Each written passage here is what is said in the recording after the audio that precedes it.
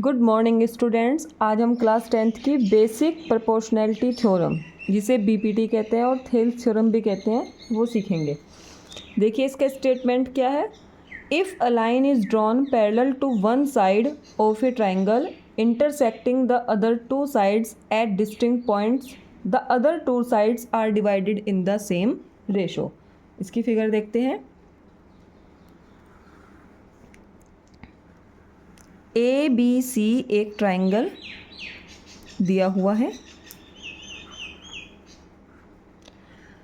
अगर एक line triangle की किसी एक साइड के पैरेलल ड्रॉ की जाए, सपोज करो हमने ये लाइन डी ई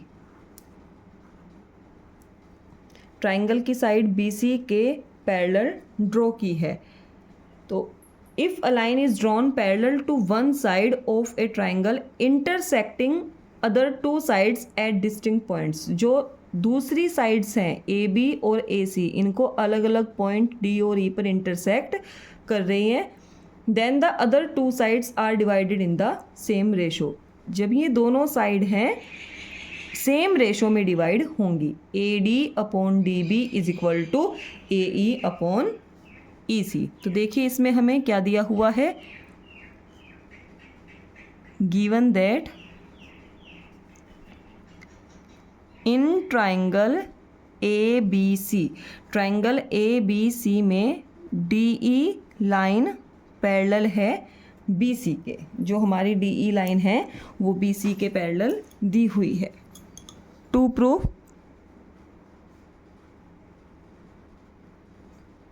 हमें प्रूफ क्या करना है, A D upon D B, A D upon D B is equal to A E upon E C. ये बात हमें इसमें प्रूफ करनी है। अब देखिए इसके लिए हमें कंस्ट्रक्शन,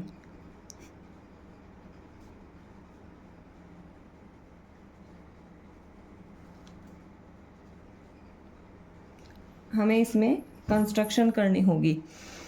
ई से साइड ए डी पर ई एन एक परपेंडिकुलर ड्रॉ किया और डी से साइड ए सी पर डी एम हमने एक परपेंडिकुलर ड्रॉ किया है, और joint B E and C D, C D और बी ई को हमने आपस में मिला दिया है। तो हम लिखेंगे इसमें draw E N perpendicular to A B and D M perpendicular to A C, joint B E and C D. अब देखिए इसका proof.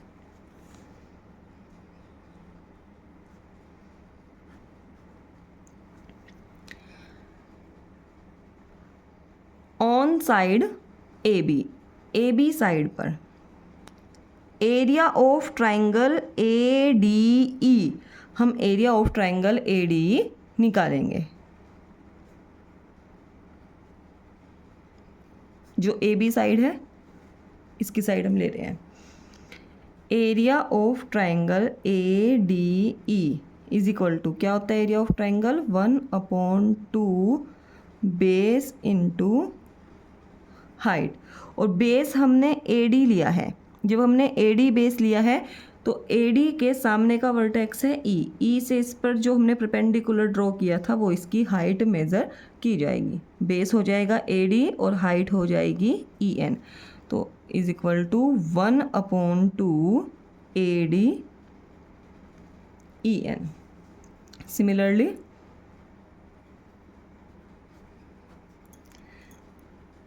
Area of triangle B D E, जो हमारा बी डी ई ट्राइंगल है, हमें इसका area निकालना है। तो इसके एरिया के लिए हमने बेस माना है बी डी को, और जो बेस के सामने का वर्टेक्स होता है उससे जो परपेंडिकुलर डाला गया है वो होती है हमारी हाइट। तो ई से इसके अंदर तो परपेंडिकुलर ड्रॉ हो नहीं सकता, इसीलिए इसके बाहर परपेंडिकुलर जो ई एन डला हुआ है वो हमारी हाइट हो जाएगी। Area of triangle B D E is equal to 1/2 base हो जाएगा हमारा BD और हाइट हो जाएगी हमारी EN। दोनों को आपस में डिवाइड कर दो। Area of triangle ADE upon area of triangle BDE is equal to 1/2 AD multiply EN 1/2 BD multiply EN। 1/2 से 1/2 कैंसिल आउट, EN से EN। तो हमारा क्या आ गया, ये area of triangle ADE upon area of triangle BDE is equal to AD upon BD, equation number 1। अब देखिए दोबारा से हम इसी ट्राइंगल में एरिया ऑफ ट्राइंगल ADE निकालेंगे। इस बार AC साइड पर ले रहे हैं। एरिया ऑफ ट्राइंगल ADE निकालेंगे और एरिया ऑफ ट्राइंगल DEC निकालेंगे। तो area of triangle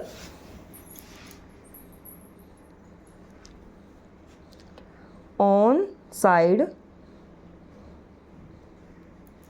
AC side पर एरिया ऑफ ट्राइंगल जो हमारी AC साइड है इस पर area of triangle ADE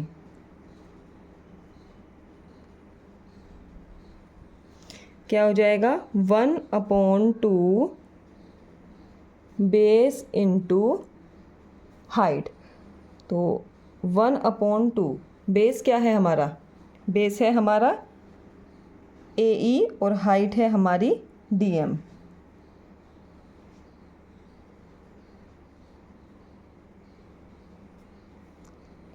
again area of triangle DEC जो हमारा ट्राइंगल DEC का एरिया है, इसमें बेस हमारा EC हो जाएगा और EC के सामने का वर्टेक्स D से डाला गया परपेंडिकुलर DM हाइट हो जाएगी। 1/2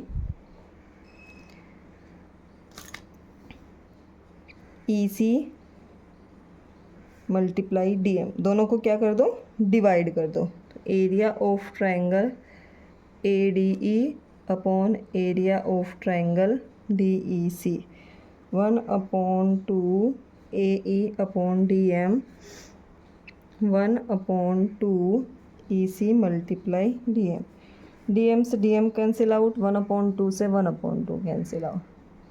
तो area of ADE upon area of DEC is equal to AE upon EC,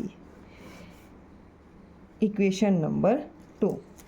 अब देखिए 9th क्लास में हमने एक थ्योरम पढ़ी थी कि अगर दो ट्राइंगल जिनका बेस सेम हो और उनके वर्टेक्स पैरेलल लाइन के बीच में हो तो एरिया इक्वल होता है। जैसे एरिया ऑफ BDE और एरिया ऑफ DEC, बेस दोनों ट्राइंगल का DE है और दोनों के वर्टेक्स पैरेलल लाइन के बीच में है, तो इनका एरिया कैसा होगा, इक्वल। मैं अलग से ड्रॉ करके दिखा देती हूँ। एरिया ऑफ BDE और DEC दोनों के वर्टेक्स जो हैं पैरेलल लाइन के बीच में है और दोनों का बेस DE सेम है। Now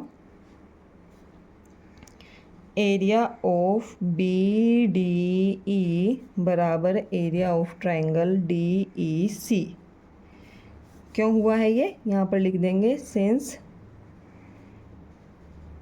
area of triangles same base, area of triangles of same base and between same parallels are equal. इनका बेस सेम है और दोनों के वर्टेक्स सेम पैरेलल लाइन के बीच में है, तो वो एरिया इक्वल होगा। ये इक्वेशन नंबर 3 हो गई। एरिया ऑफ DEC की जगह एरिया ऑफ BDE हम लिख देंगे। तो from equation 1st, 2nd and 3rd area of ADE upon area of BDE is equal to AD upon BD। इसमें DEC की जगह हम BDE लिख देंगे area of A D E upon area of B D E is equal to A E upon E C. अब यहाँ पर तो area of A D E upon area of B D upon B D के equal है। यहाँ पर area of A D E upon area of B D A E upon E C के equal है। तो दोनों इक्वेशन को अगर हम कंपेयर करेंगे, A D upon B D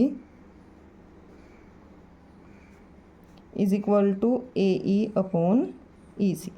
यहाँ पर देखिए A D upon D B is equal to A E upon E C, और यही हमें प्रूफ करना था।